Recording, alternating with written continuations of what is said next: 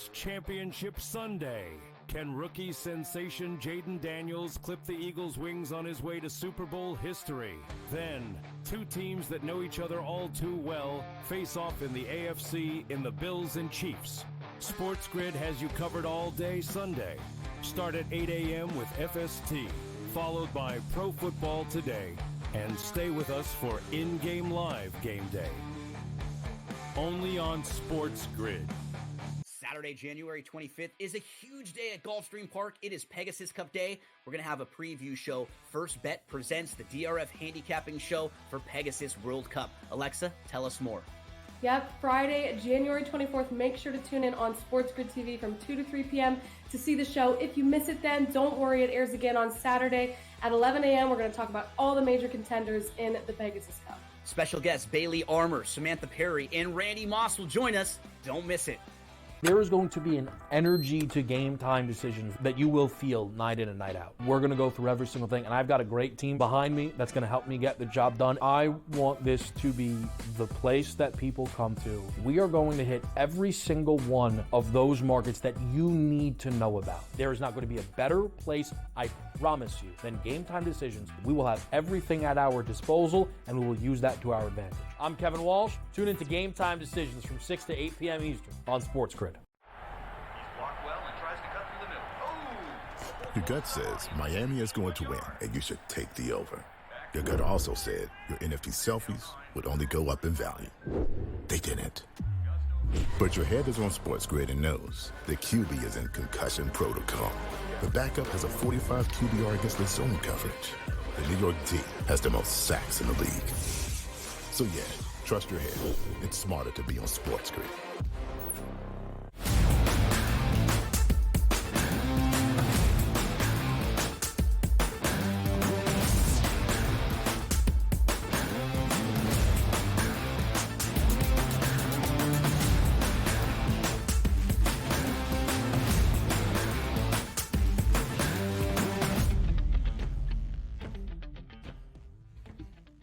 Hello and welcome to a Football Friday Live right here on the early line on SportsGrid and all across the SportsGrid network. That includes sportsgrid.com/watch, where you can find your favorite destination to consume everything all across the grid.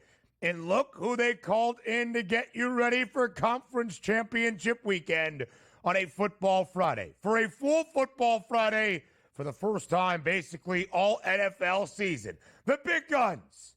Donnie Rightside is here on a Football Friday all day long on SportsGrid. I am Ben Stevens. We preview the entirety of Conference Championship weekend. I am talking full breakdowns, previews, and picks for each of our two Conference Championship matchups on Sunday. We'll look at the numbers, the odds, and what we expect for the AFC and NFC championship games and the individuals that will directly impact the outcome in the prop market. Every single angle of attack for Conference Championship weekend with plenty news and notes around the NFL as well. DRS here on a Football Friday. We've been waiting for these games on Sunday here, been talking about them all week long. Some changes to some spreads, including totals in that Buffalo-Kansas City game. We'll get to the injury reports for the NFC game. A couple guys missing practices on both sides. The Friday report will tell you everything you need to know about who's playing on Sunday and who's not. And trust me, when you look at week 13, week 14, week 7, oh, look at that. They might not be playing. These guys are professionals. They understand how big of a football game this is. If there's any way they can limp on and off that field, they will play this weekend. So I love it. It's one of my favorite weekends of the year. And we have a Football Friday to blast off into Saturday and Sunday. Everybody who will be out there on Sunday, what we expect the games to look like, what it means from the odds perspective with the four teams still standing in the hunt for a Lombardi trophy. The Chiefs and the Bills in the AFC Championship game. That's the nightcap. The Commanders and the Eagles in Philadelphia in the first of two on Sunday afternoon. Again, previews all 3 hours long. But, Donnie, around the National Football League, there's only 4 teams still in the chase for a Super Bowl championship. That means 28 other organizations already focused on the future of their franchises. And what a 48 hours it was in the state of Florida, featuring two NFL teams, the Jacksonville Jaguars and the Tampa Bay Buccaneers. On Wednesday, Liam Cohen said, I'm taking my name out of the running, despite perhaps being the front runner to get the Jaguars head coaching job. Later that afternoon, Shad Khan says, maybe everybody was right. Maybe Trent Baalke is holding this team back in the GM spot. He gets fired. So then yesterday, the Jags reach back out to Liam Cohen, who goes to the Buccaneers, and ultimately there is a new head coach in Jacksonville. His name is Liam Cohen, the Buccaneers offensive coordinator this past season, who seemed as though he would return to Tampa to be the highest paid OC in the NFL. Nope. Now the new head coach in Jacksonville. I think it's a good fit. We'll talk about this a little bit later in the show, but this is why you have an agent that handles your business. Liam Cohen probably is like, I'll take that job any way I can get it. It's a head coaching job in the state of Florida. Looks like a pretty good organization. And his agent probably stepped in and goes, I don't really know if we like this general manager. Why don't you fly back and let me work on some things here? And it looks like he's probably going to be one of the highest paid coaches. Why? Because that team, talking about Jacksonville, was so desperate to get a coach, they gave him whatever he wanted. Good on Liam Cohen. Yes. Hold out for just a little bit more. Aaron Glenn probably did that in New York. That's a sign of a pretty good guy with a head on his shoulders and a good agent that's pushing him forward. And we'll talk about it much, much more. Like it. Like the move, though. Our next segment dedicated to Liam Cohen and the crazy 24-hour window we saw yesterday in the Sunshine State. Bill Belichick, of course, at North Carolina, and that seems where he will remain. The contract officially signed for Belichick at UNC. Buyout still remains. That weird June 1st date. He is going to receive pretty much $10 million in annual accommodation. So the contract is officially signed, DRS. And because of it, UNC's season opener on Labor Day weekend flexed to that Monday night primetime holiday window as North Carolina will open up the year in Chapel Hill against TCU. There you go. So we got a pretty good game to open up. But understand this. He was so excited to take that job at Carolina, he waited weeks and months to sign his contract. Can't wait to see how this plays out. And you know what would be hilarious? TCU blowing UNC out game number 1, and we don't have to hear about UNC for the rest of the season. How about that? The Horned Frogs were an 8-win football team this past season, won a bowl game as well, catching 2.5 on the road against UNC, a peculiar line, and the early numbers are already out. DRS practice reports from a big Thursday around the NFL as the practice week getting ready for Conference Championship Sunday does ramp up. And good news for the Eagles, both Jalen Hurts and Quinyon Mitchell practicing in full yesterday afternoon. Yeah, it's always good news to get one of the better young cornerbacks in the NFL back into the lineup for the number 1 overall ranked defense. And then also on the opposite side, the instrument that we typically use is not the practice report to let us know who's going to be ready for the game. It's the point spread, people. The minute that game opened up at 4.5 and somebody got word that Jalen should be okay for next Sunday, bam, right to 6.5 at FanDuel. That's the report that I want to see. That's what I'm following.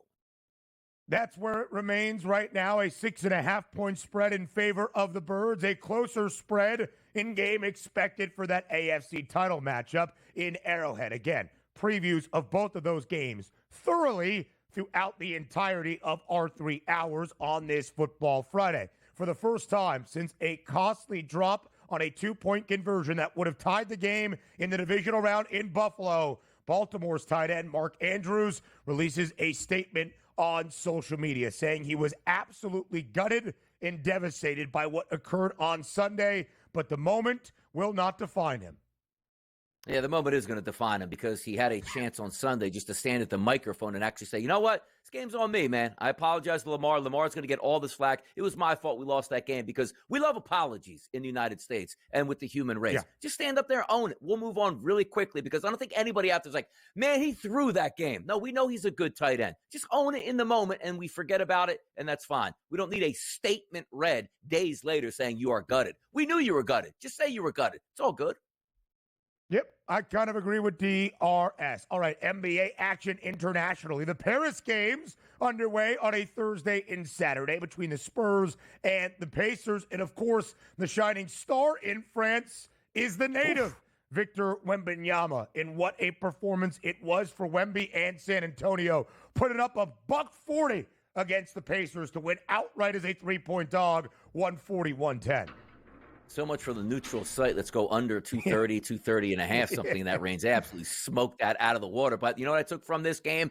The commissioner saying, you know what? We just might go full Euro League and make another NBA. Can we just concentrate on what we're doing here in our tanking ratings in the NBA here in the States? Jeez. 30 points, 11 boards, 6 assists, and 5 blocks for Victor Wembanyama. Basically went over every prop associated with his name yesterday. Some hot stove news around Major League Baseball that finally does not feature the Dodgers, the Atlanta Braves, signing Jurickson Profar to a 3-year, $42 million deal. Profar, who spent most of his career in San Diego, an all-star last year, now makes his way to the A. Love that move. Very versatile player, can hit for average, put the ball in play with some pop. That's a great signing by the Braves. 24 home runs, 85 ribbies a season ago. DRS, we know the Australian Open men's final. After Novak Djokovic retired due to injury in the semifinal against Alexander Zverev, it will be Zverev against Jannik Sinner. Sinner, the hefty favorite. Yeah, by the way, maybe is there tanking going on? We need an explanation of why, guys. He hates that crowd anyway and figured you paid all this money, you're not even going to get even half the show. I'm out of here. I'm taking my money. I'm moving on. Boo, as the crowd went. Soft. Just lose. Soft. Tennis players are soft. NFL news next.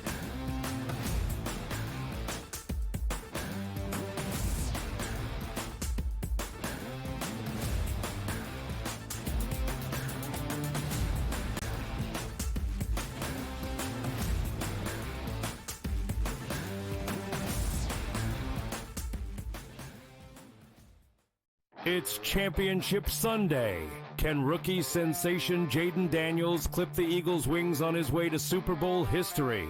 Then, two teams that know each other all too well face off in the AFC in the Bills and Chiefs. SportsGrid has you covered all day Sunday. Start at 8 a.m. with FST, followed by Pro Football Today, and stay with us for in-game live game day. Only on SportsGrid. Saturday, January 25th is a huge day at Gulfstream Park. It is Pegasus Cup Day. We're going to have a preview show. First Bet presents the DRF handicapping show for Pegasus World Cup. Alexa, tell us more.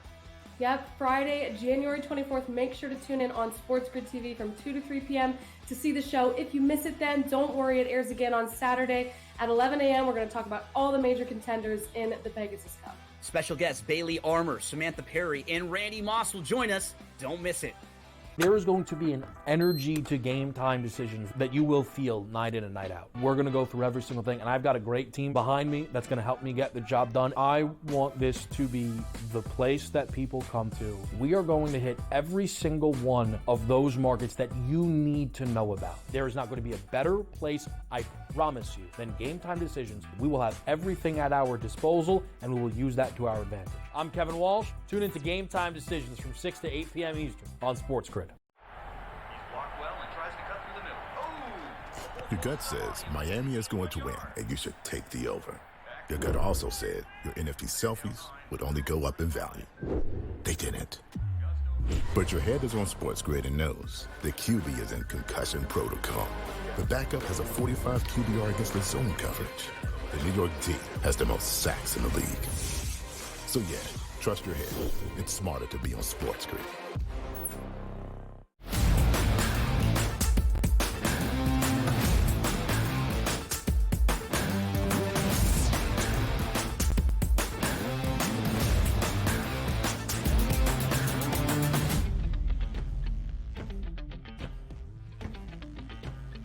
What a wild 24 hours it was in the state of Florida, featuring two franchises in the National Football League and one coach. His name, Liam Cohen. Those two NFL organizations, the Jacksonville Jaguars and the Tampa Bay Buccaneers. It was a wild scenario yesterday. The will he, won't we, the he said, she said, the back and forth, and the entire scenario following Liam Cohen and where he will coach in 2025.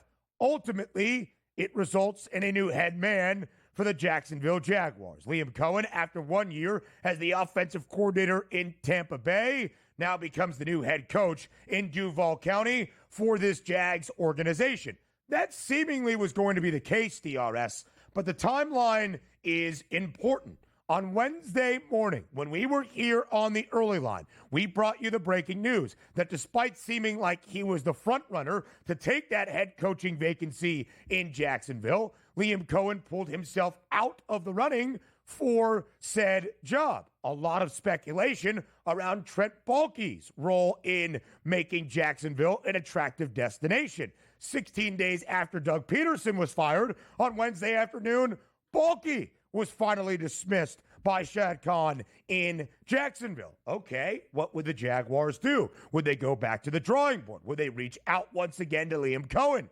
That's exactly what they did yesterday. Cohen secretly takes a visit to the Jags, despite telling the Buccaneers he was going to sign a new contract extension to make him the highest paid coordinator in the NFL this upcoming season to stay with the Bucs. The Bucs reach out, Liam, where are you? We're ready for you to sign. We've got it in the conference room. They don't hear back from Liam Cohen or his representation. And ultimately, in Jacksonville, they agreed to a deal. Liam Cohen, now the new head coach of this Jaguars organization.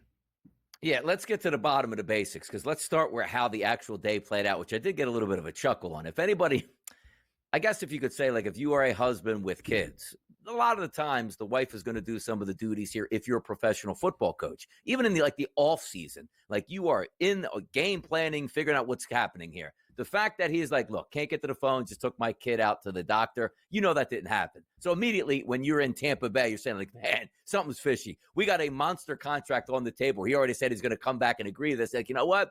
I can't come in to sign life-changing money to assure you that I'm coming back to your franchise because maybe my kid has a little bit of sniffles here. I got to take him around the corner. Yeah. He would have been in the minute that contract was agreed to. He would have gone like, you know what? Do you need me to fax it over? Do you need me to drive it over? Do you need me to get a courier to take it over to you? You should have known something was up. But how he ended up in Jacksonville, this is what I love.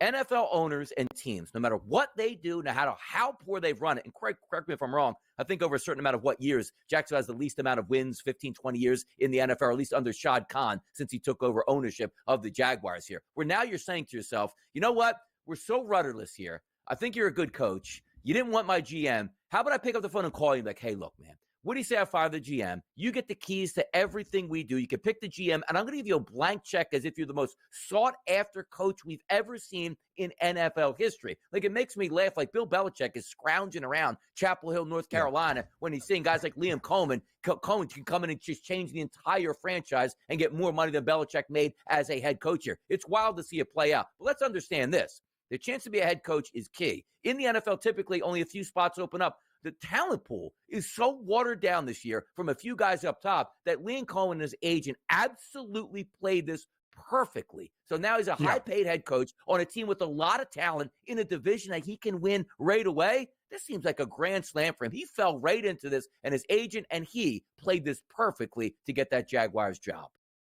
DRS, I think you said it really beautifully there. This is and should be a desirable destination. It is a good job. Of any of the 7 head coaching vacancies we had seen this offseason. But namely because of one man, and I guess you could say 2, the owner Shad Khan, and what Trent Baalke had as the GM in the front office, everybody around the NFL very plainly understood, Baalke's there still. The vision of this franchise moving forward is a little bit murkier. Liam Cohen comes in and is like, hey, I'll take the job.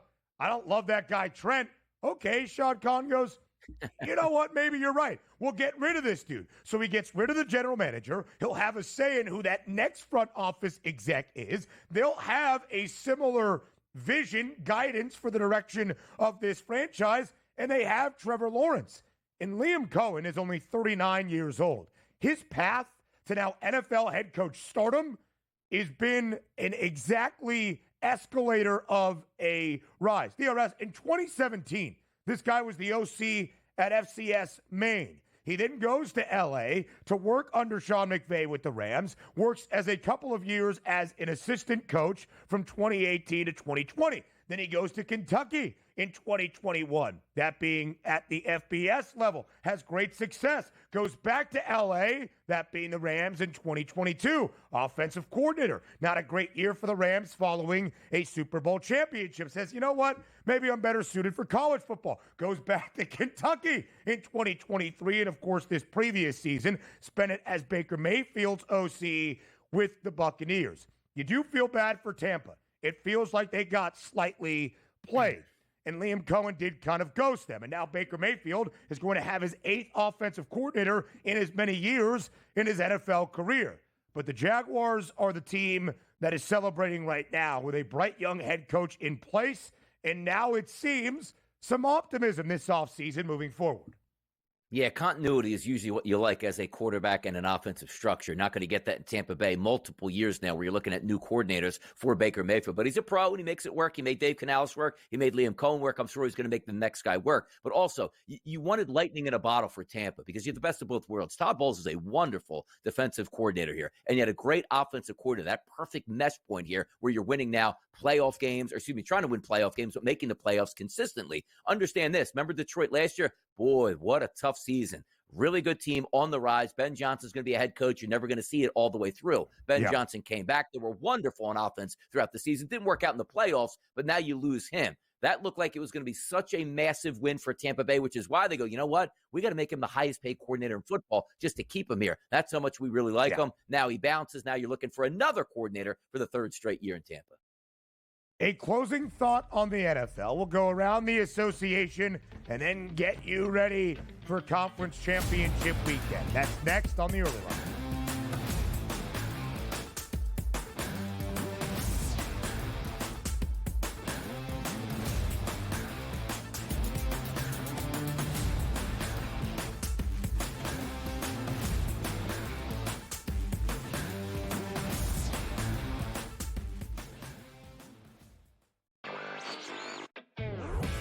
Just a matter of his contract, his age. I mean, usually things like this get fixed pretty quickly, but this one is not fixed, and now it's just super uncomfortable. The opportunity or the idea of getting another team involved adds more complication to the situation, and it doesn't seem like a resolution is anywhere in sight, but the more suspensions come in, the more it's clear that the saga is over, or his time there is over.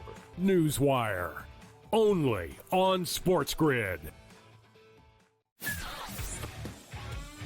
He did nothing for 5 weeks. So he's becoming his brother. So I don't want to hear about how great TJ Watt is with his 0 playoff wins. And he's the first guy to admit it. He comes right out and says, I've never won a playoff game. I don't matter. All right, at least we all know who the best player on the team is. It's George Pickens. If you don't believe that, well, then screw you too. Pharrell, Coast to Coast, only on SportsGrid. We'll see if they get McCain back. Kelly Oubre, Yabusele's been good. Caleb Martin's a defensive specialist. Andre Drummond can still give you, almost a double-double at any point. I can't go south on this team. And now you're giving it to me at 2-1 to make the playoffs? To be in the Final 8? Folks, give me the Philadelphia 76ers to make the playoffs at plus 210. Betting above the rim, only on SportsGrid. We all know MVPs don't win the Super Bowl. It's not about MVPs, man. The only MVP, fine. Win the MVP of the Super Bowl. Nobody cares about the MVP of the regular season besides people that bet on it, the actual player themselves, and their agent that's getting a cut of the bonus money. Other than that, who cares? What do you care who wins the MVP? Like I said, unless you bet on it. Right? If you bet on it, fine. Then I guess you care. Sports Rage tonight, only on SportsGrid.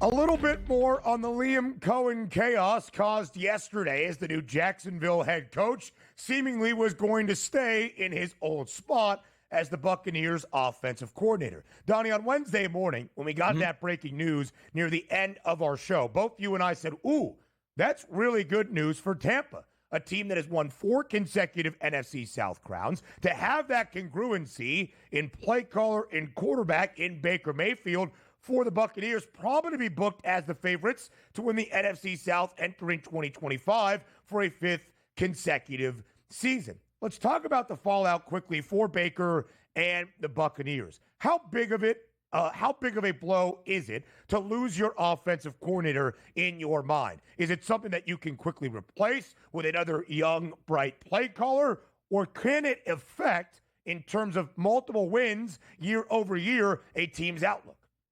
It can affect it, but also understand this. Let's just say Godwin comes back with Evans, Bucky Irvin, and Baker Mayfield. You don't think a coordinator's be like, yeah, I think I can make that work, which is why Dave Canales worked and which is why Liam Cohen worked. You need the X's and O's can be one thing, but as I like to say, the Jimmies and the Joes really make up the difference here. That's going to be a good spot, and I do think they're going to be fine. But as a player, let's just go into this because I've had this happen multiple times. A head coaching change, which means a new playbook comes in, new language comes in. It's such a pain because usually when you say, okay, we're going to install it, you're spending the entire offseason. Rookies don't know what's going on. You're learning the playbook. It takes you longer to acclimate. You know what feels great for a player? Damn, we had a great year. Liam Cohen's coming back. I know this playbook inside and out, and we're going to add wrinkles in the offseason right up to game number 1. That's the toughest part of all. It's not finding another offensive genius. It's like, boy, we know exactly what's going to happen in this playbook. Why do you think the continuity out there in Kansas City is like, who cares who the offensive coordinator comes? It's Andy Reid's offense. He calls the plays and add wrinkles, and everybody knows exactly where they're supposed to be the minute they show up in all-season OTAs.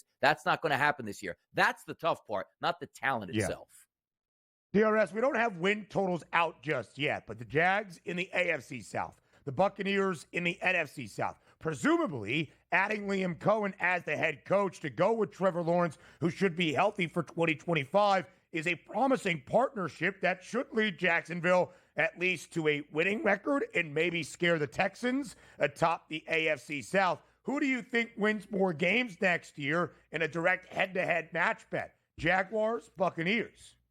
You'd have to look the way it plays out. But if you are looking at the Jaguars, like, honestly, they really underachieved. There's so much talent in a football team, and I don't care that they played within numbers and covered a lot of spreads. There was just something missing here. If you had a dynamic play caller to that offense, which has one of the best young wide receivers in football, you have a quarterback, you're not worried about can he be a franchise guy. He has the talent. He just needs to be put in the right direction, a solid backfield here, and a defense that can get after it. I'm buying the Jacksonville Jaguars because I do think that division is winnable for them next year. Tennessee, who knows? Still looking for a quarterback if that's going to play out in Indianapolis. And then you have the Texans who are very good, which, again, it's very hard to find a division like there's one good football team and everybody is terrible. But from a Tampa Bay perspective, the one thing you like about them, they're used to winning. The expectations, like the standard is the standard in Pittsburgh. Right now, the standard is we win division championships in Tampa Bay and get home playoff games. That's the way it plays out. For me, I always like the new shiny new toy, so I'll go Jacksonville. But nobody's going to be surprised next year when they get a solid offensive coordinator. Hey, look, Tampa's decent this year. Yeah, the expectations are they're supposed to be. But give me the shiny new toy down in Jacksonville.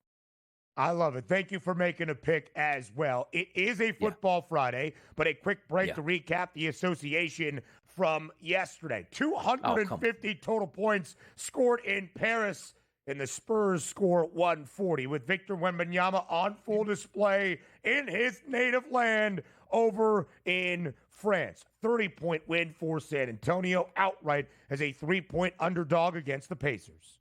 They did smash him. And yesterday I said, I don't know if I want to go over the 27.5 points, which he got. I said I like the rebounds, which I think was 11.5 yesterday. He got 11. But I also like the blocks, which was 3.5, and he got 5 of them. So if you were just betting Wembanyama and matching it up, going up against a money line with the Spurs, boy, that was a good day for you. Yeah. Goodness.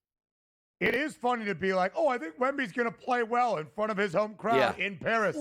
In exactly what happened in a profitable way. A lot of statistical numbers for Victor Wembanyama, but nothing really matches Nikola Jokic, who had a 35-point, 22-rebound, 17 assist triple-double in a Nuggets win last night over the Kings, the first 35-20-15 game since Wilt Chamberlain in the early 1960s.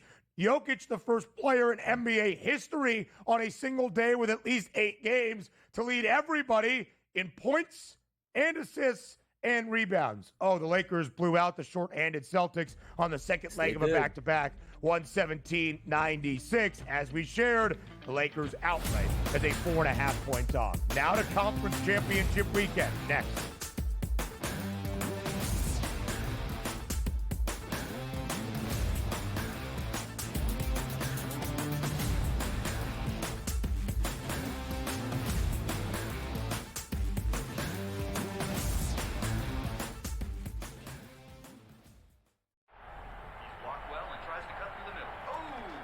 Your gut says Miami is going to win, and you should take the over. Your gut also said your NFT selfies would only go up in value. They didn't. But your head is on SportsGrid and knows the QB is in concussion protocol. The backup has a 45 QBR against the zone coverage. The New York D has the most sacks in the league.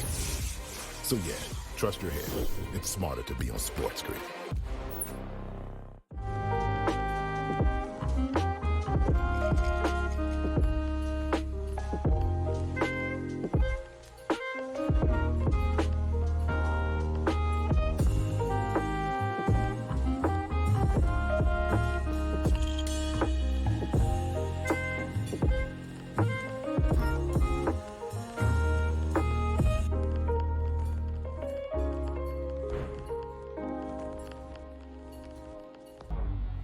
Two guys that can do it all. Too much electricity this morning. This is a good time. We're having a lot of fun. I had to do a triple take. Ka-ching!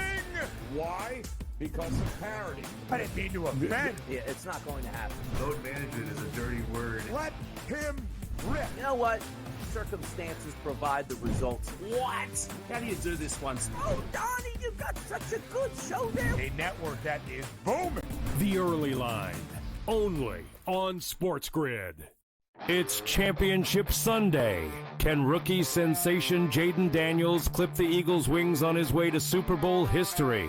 Then, two teams that know each other all too well face off in the AFC in the Bills and Chiefs. SportsGrid has you covered all day Sunday. Start at 8 a.m. with FST, followed by Pro Football Today, and stay with us for in-game live game day. Only on SportsGrid.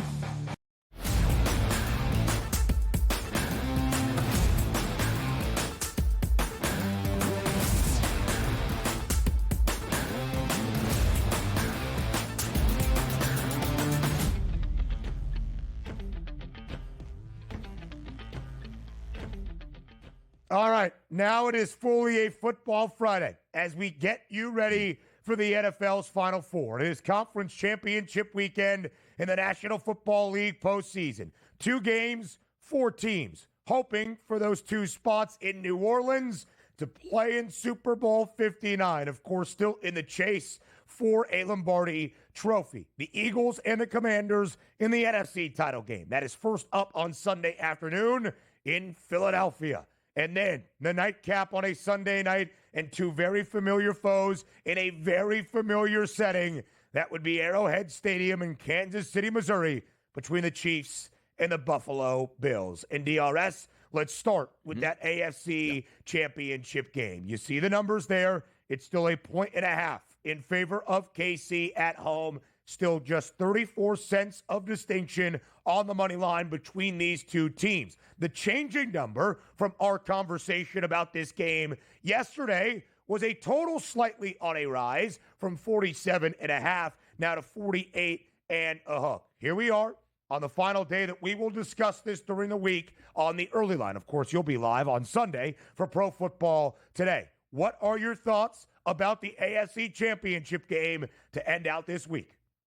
Yeah, they pretty much have stayed the same from the moment we knew that we were going to get the Kansas City Chiefs and the Buffalo Bills, because you're watching the weather reports all week. They really haven't changed at all. 30 degrees at kickoff, high 20s by the time the game finishes. Precipitation never entered into the forecast, and it's not there for Sunday, so it looks like a pretty clean slate. Windy temperatures were never going to be there. 2 to 3 miles an hour, now sit at 4 miles an hour as the estimated number, so it's a pretty clean run all the way through. But we also talked about, like, which game would you look at, and both of them have the chance to score points.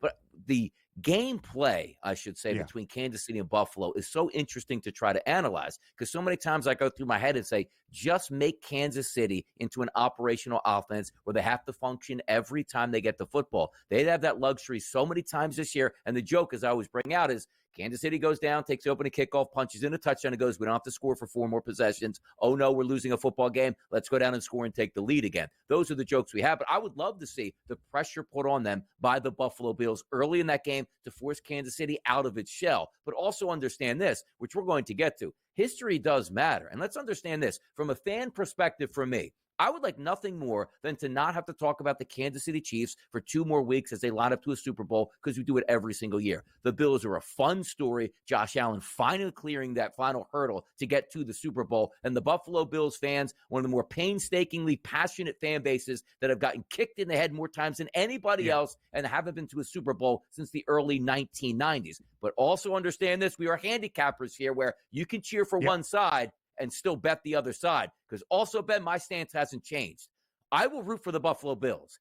In no way, shape, or form am I betting the Buffalo Bills getting 1.5 points at Arrowhead in an AFC Championship game. Now, Ben, yes, they could win that game, and I will root for them to do that. But my money will be nowhere near the Buffalo Bills in this game.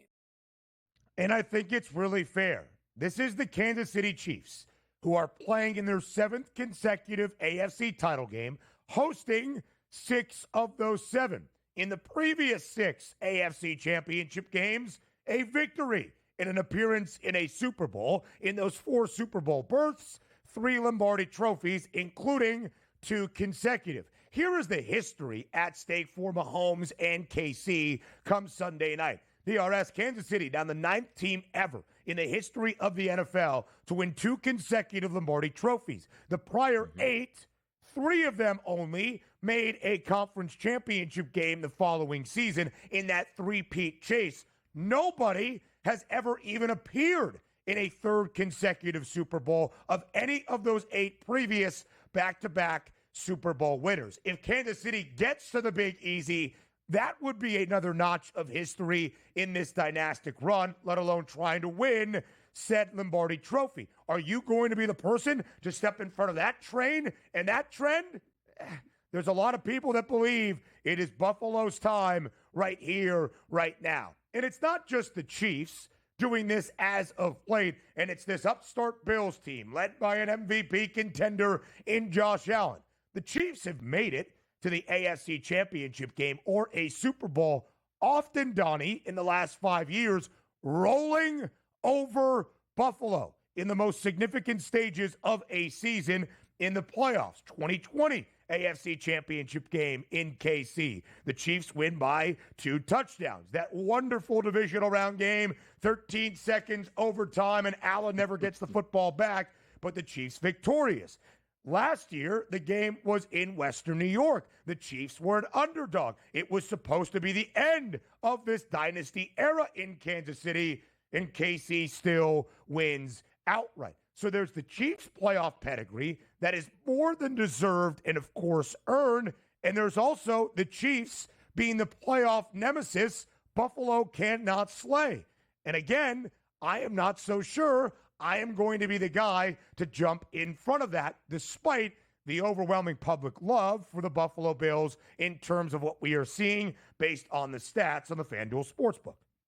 Exactly. And it's crazy to say, like, Patrick Mahomes could go down single greatest football player we've ever seen play, Hall of Fame status, 7 Super Bowls. But even in this game, I look at it and say, based on how the offenses operate, I find myself saying, like, you know what? I think Josh Allen is the more important quarterback to have for his team. You say, no, that's crazy. What are you talking about? Patrick Mahomes, you just said, could be one of the best ever. I just feel that juice and that vibe that's going to come from Allen, knowing that it's going to all be put on his shoulders and he must dominate this game. But also understanding the capabilities where we said this last year, Ben.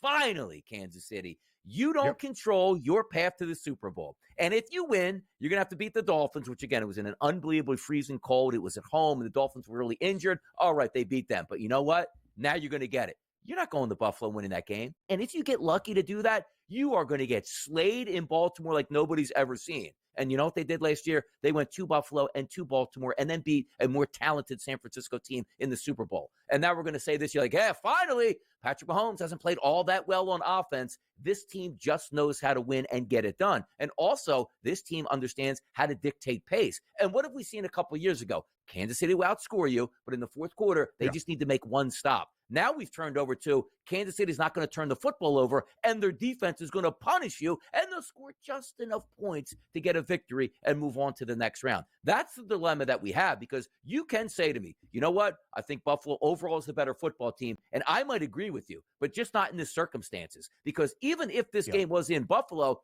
I might still be saying the same thing, like, good luck. Look what happened last year. Home field advantage for a healthy football team with Steve Spagnuolo and Andy Reid and Patrick Mahomes, where you just say, Ben, they have to win. Yes, they have to cover 1.5. If they win 28-27, so be it. Congratulations, you covered on the Bills. But you're asking Kansas City to lose this game at home, which is something they rarely ever do. And, Donnie, you see that money line, right? Minus 126 for KC, plus 108 for the Bills. A slight bit of movement on this football Friday morning. 4 cents. Now minus 122 for KC, plus 104 for Buffalo. All right, Ben, why are we talking about less than a nickel? Because in a game that is expected to be decided by this tightly contested margin, that is noteworthy. 60% of the bets on the spread for the Bills. And yet the line has basically stayed right there. I don't think the odds makers would want to make KC a home underdog with a conference championship on the line at all. But there's a lot of love for the Bills. And, Donnie, maybe it's the idea that this is finally the Chiefs team that is not playing at its highest ever elite level that will finally be knocked off its perch. Maybe it's just, we've seen these guys before, and they get all the calls from the Zebras. We don't want them to play once again in a Super Bowl. But the betting public is on Buffalo.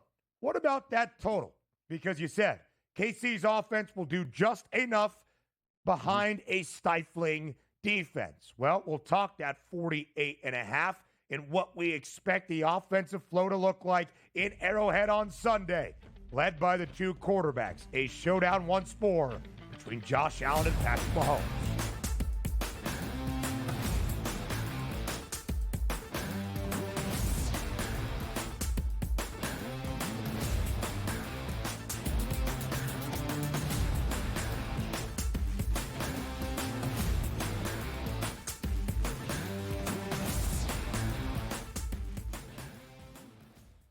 Saturday, January 25th is a huge day at Gulfstream Park. It is Pegasus Cup Day. We're going to have a preview show. First Bet presents the DRF handicapping show for Pegasus World Cup. Alexa, tell us more. Yep, Friday, January 24th. Make sure to tune in on SportsGrid TV from 2 to 3 p.m. to see the show. If you miss it then, don't worry. It airs again on Saturday at 11 a.m. We're going to talk about all the major contenders in the Pegasus Cup. Special guests Bailey Armour, Samantha Perry, and Randy Moss will join us. Don't miss it. He did nothing for 5 weeks. So he's becoming his brother. So I don't want to hear about how great TJ Watt is with his 0 playoff wins. And he's the first guy to admit it. He comes right out and says, I've never won a playoff game. I don't matter. All right, at least we all know who the best player on the team is. It's George Pickens. If you don't believe that, well, then screw you too. Pharrell, Coast to Coast.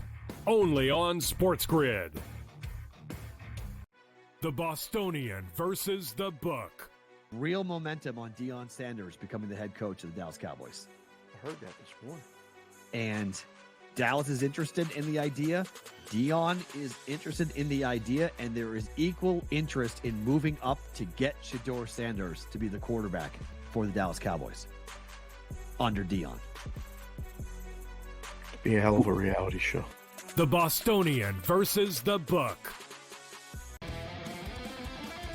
We all know MVPs don't win the Super Bowl. It's not about MVPs, man.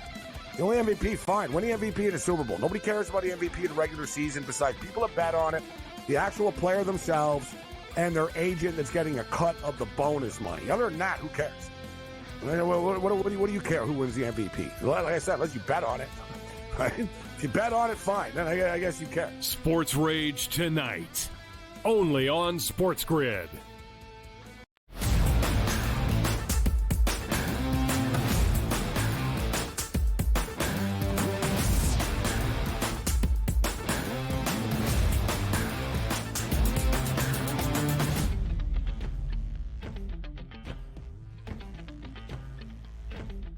We continue to get you ready for the AFC Championship game on Sunday night in Arrowhead. It's the Chiefs and the Bills meeting up in an NFL postseason for the fourth time in the last 5 years. It's been all KC previously. Is it going to continue to be that way? They have also been high-scoring games on both sides. 27-24, the lowest scoring game from a season ago in the previous 3 playoff matchups between these two.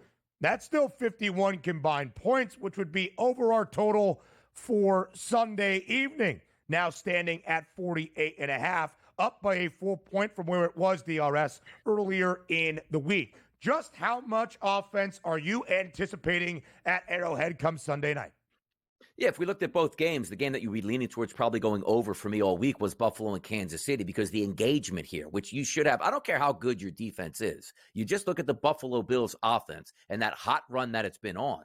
Like you said, Donnie, what's more likely? The Buffalo Bills to go over their team total or under their team total, regardless of who wins this game? I would still say over, because I'm expecting the Buffalo Bills to push some pace against Kansas City, and Kansas City will be forced to respond. How many times have we watched even the Houston game last week? If you're not putting pressure with your offense on Kansas City's defense, Kansas City's offense will reciprocate and say, okay, let's get first down. Let's see if we can get in field goal range. Let's make sure we get some points. We don't have to be all that aggressive. But if you put Kansas City in a hole, which is something they haven't been in quite many, 2 scenarios this year, keep in mind too, like we talk about Kansas City as ripe for the upset. Yeah. Patrick Mahomes sat out the final game of the season where they got blasted by Denver. Take that game away. Mahomes lost one time this year. And you say, yes, it was towards the Buffalo Bills. I get that. But you have ebbs and flows, good games, bad games, injuries that come in, and the Kansas City Chiefs never flinched the whole year. So this isn't a team that I always say, hey, they squeaked in a bad division at 10-7, got a little hot in the playoffs with good matchups, and oh no, the Buffalo Bills are here. This is a dominant football team from start to finish this year that's not getting a lot of respect, that's coming off of 2 world championships, looking for a third. And I was talking to Kevin yesterday on the radio, and how interesting would it have been if the Buffalo Bills and Kansas City Chiefs game number 1 went the Kansas City Chiefs direction? We might be talking about the Kansas City Chiefs unbeaten on the season, looking for a Super Bowl. So that's where I like to start with the total, because I agree with that movement. 47.5 to 48.5. If you engage Kansas City, they will return fire. But it seems like nobody can engage Kansas City because their defense has been that good. Josh Allen just might be that Chico that goes, I don't care about Chris Jones. Oh, he's going to wreck the pocket? Yeah, I'll scamper outside and make plays with my feet and hit some guys downfield like Khalil Shakir. I got 2 competent tight ends. I have my best running back that I've ever had since I've been in Buffalo right now in Cook. So let's get after it. I look at that 47 to 48.5 band, and I still think it has a great chance to get into the 50s. And listen, the Buffalo Bills are a top 3 scoring offense in the NFL. They are one of 3 teams alongside the Lions and the Ravens this year to average better than 30 points per game. They basically scored 30 in 9 of their last 11 when everybody was out there. And you see the distinction, Donnie, between the points scored by a team and the points allowed. That has been the story for this KC team. Last year, it was, uncharacteristic football, dropping games they never would, only 11 wins. And again, only 11 wins is funny, but that's the standard that Kansas City holds itself to. They had to go on the road starting in the divisional round. They were an underdog in their final 3 matchups to eventually win a Lombardi trophy. And we scoffed at the idea that KC should ever be booked as an underdog in a critical postseason game. This year, they have won basically every game, except for week 11 in Buffalo, mind you, booked as an underdog. But the issue with the Chiefs now is, they haven't been overwhelmingly impressive. They're not blowing anybody out. They can't cover in games they are expected to win big. I don't know how many times Donnie has said that throughout this week. It doesn't matter if they win this game by 3 or 6 or 10. They just need to win the game outright, as the money line is telling you right here, right now. Donnie, I do believe we flirt with that total. Will we go over 48.5?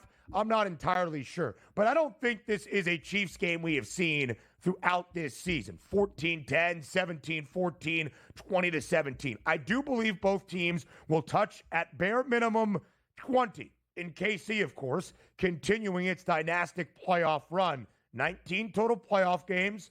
The Chiefs have won 16. They have covered in 13. They have gone under 10 times and over in 9. And it's these two teams, these two franchises, competing against each other for a fourth time in the last 5 postseasons. It's also these two quarterbacks. Patrick Mahomes has all of the accolades, but can Josh Allen in this year, the best potentially of his NFL career, finally do enough to pull off the upset? DRS, when you look at the numbers, how do you compare the QBs for Sunday?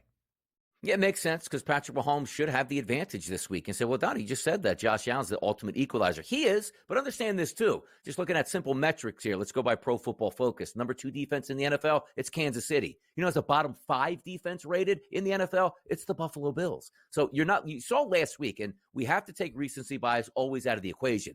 The Texans got a damn good defense. It's way better than the Buffalo Bills defense. So if you take a look at last week, they struggled last week against Houston's defense. A lot of teams struggled against Houston's defense this year. But now you're looking at the Kansas City Chiefs who have been absolutely lights out. This might be, Ben, the best version that Kansas City's ever had on defense in the Patrick Mahomes era right now. On their side, at home, in cooler temperatures here. That's the advantage. So you see those numbers, 1.5 touchdown passes. There's a reason why, Patrick Mahomes, that offense doesn't really move the football, where he's juiced much more to throw 2 touchdowns than Jared Allen is. And Josh Allen, But the fact of the matter is, Josh Allen, when you're running the football, I don't really love Kansas City's running game. I do like, the running game per se, if we look at the quarterback and the running back with Cook on Buffalo's side. But to me, that's all it comes down to. I give the nod to Mahomes, not because I think he's overall better quarterback. He's got a way easier matchup to move the football than, let's just say, Josh Allen.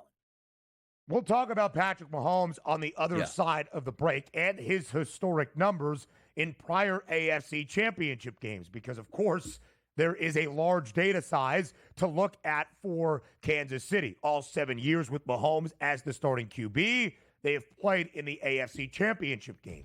Josh Allen, Buffalo's leading rusher during the regular season against KC, and has utilized his legs often against the Chiefs in the past. Plenty more next.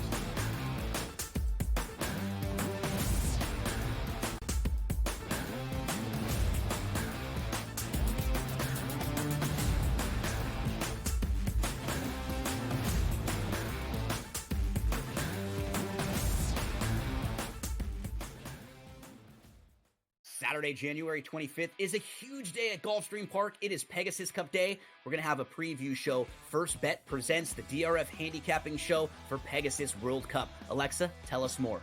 Yep, Friday, January 24th. Make sure to tune in on SportsGrid TV from 2 to 3 p.m.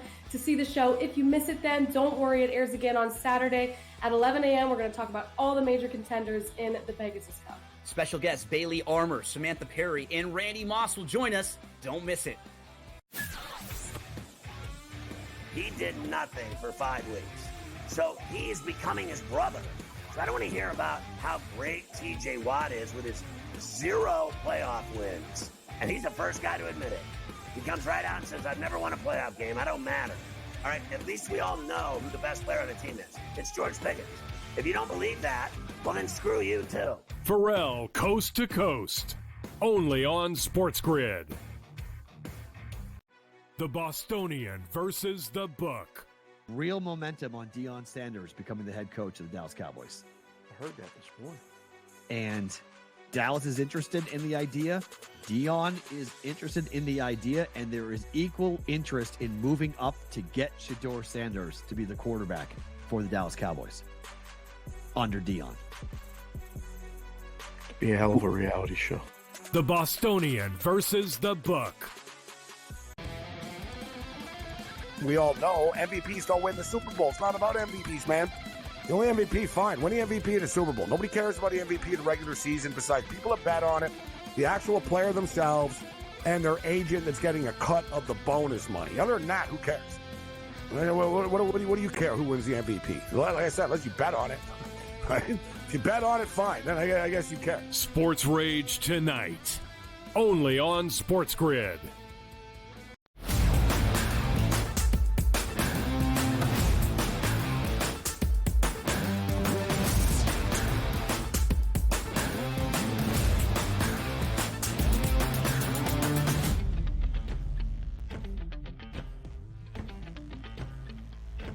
Live right here on the early line on SportsGrid, we continue to break down each and every angle of our conference championship games for this Sunday. Now just 48 hours out, we look at the AFC championship game and that quarterback matchup that, of course, will have all the eyeballs, the attention, the notoriety, and thus the narratives. Patrick Mahomes' number, 249 and a hook. Didn't even clear 200 last week against the Texans. This Chiefs offense, they're not nearly as good as they were back in 2021 or even 2019. But, Donnie, in AFC championship games, that's where Patrick Mahomes steps up. 241 yards and a touchdown last year against the Ravens in Baltimore. That was the only of his 6 AFC title matchups without multiple passing touchdowns. He has only thrown an interception in 1 of his prior 6 AFC championship games. That was in the loss to Cincinnati in 2021. He has 15 touchdowns to 2 INTs in the 6-game sample size around those AFC championships, and he has thrown for at least 290 outside of last year in every single one. I shared yesterday the first bet I locked in for this specific matchup is Patrick Mahomes over 249 and a half, because I do believe this game will feature offense and points, and I think Kansas City, regardless of what happens to the outcome, will prove once again that they can go toe-to-toe with anybody in the NFL. You're right. And also matchups, styles make fights here. You saw last week cold temperatures there. Houston's got a really good secondary, including 2 wonderful cornerbacks. You don't really have that with the Buffalo Bills all that much. And you also have a healthy wide receiving core. You take a look at last week, a couple guys were invisible. Hollywood Brown didn't really do anything. DeAndre Hopkins didn't do anything, because that means that secondary is blanketing them. Now you're going to have to pick your poison this week. Andy Reid's going to scheme some things up, which leads to a pretty good day for Mahomes. And also it leads to a good day for Mahomes. And I do think Buffalo is going to be able to counterpunch whatever Kansas City does, or at least move the football to keep them as a viable option. Because usually you would say, well, wait a second, Patrick Mahomes 250 and a half in this game. Get out of here. You know what they're going to do? Slow the game down. It'll be 7-6 at the half. They'll be down, 10-6 or whatever, and they're 10-7 in the second half. And it'll be like, you know what? They'll finally score on that possession. And it might end that way. But I'm expecting way more out of the Buffalo Bills saying, you know what? We are going to be so aggressive in this game, because the way you knock out the champion is not kicking field goals on 4th and 2 at the 13-yard line. The expectations, which we're going to go over some picks that we like at the end of the show, and it does deal with the kicking game here. I love the ultra-conservative championship games that you do see, but I like even more the ultra-aggressive games. Like, ooh, you know what? This team is actually playing to win, not playing to, let's see if we can keep it close at the end of the football game. And teams have always been trying to figure out that blueprint. How do you beat the Chiefs? Do you keep it away from their lethal offense? Now, do you outscore them from the jump and try to have them play from behind? All of those decisions, all of those game plan X's and O's will go into the prop market. Josh Allen, by the way, at least 68 rushing yards in the previous 3 matchups in the postseason against KC. You see that number, 47 and a half. He had 55 in the regular season win in Western New York in Week 11. He was Buffalo's leading rusher. But really outside of that game, DRS, James Cook has had a sensational season. Through the 1,000-yard mark for a second consecutive year. Did not score last week as I thought he might against the Ravens, but has scored 17 rushing touchdowns this season. That's near the top of the NFL. What do you expect that Buffalo rushing attack to look like against this stout Chiefs front, in the idea often, Donnie, let's keep the football out of Patrick Mahomes' hands? They're all correlated, right? You saw last week, and I was saying, you know what? This is going to really hurt the Houston Texans. Joe Mixon, who I like a lot as a running backs, coming in with a bum ankle in this game. Boy, if he's not effective, they won't be able to hang around. He looked a lot better and a lot healthier than I thought. So why can't we get similar numbers out of an even more explosive running back in Cook? Because the one thing you're not worried about with Houston, right, when you see that RPO-type game, yes, C.J. Stroud can run, but it's not a focal point of the Texans' offense. Now when you take a look and say you have to respect the quarterback in the backfield every time he runs an RPO, that gives you extra lanes. And also, Mixon is a great running back. You know who's more explosive? It's James Cook in that environment. So correlation for me, if Buffalo wants to hang around this game with a legitimate chance to win, I don't think they can do it with 37 yards from James Cook. I think it's a great point. $124 Cook in the opening playoff game against Denver. Under this number last week, but the Ravens, again, the best rushing defense by far, all season long in the National Football League. The Chiefs don't really have that punch, but they'll hope to get it done with two guys that, of course, have won AFC titles for KC in the past. Kareem Hunt, 3 yards higher than that of Isaiah Pacheco in terms of their rushing yards props. Hour number 2 of a Football Friday. That's next.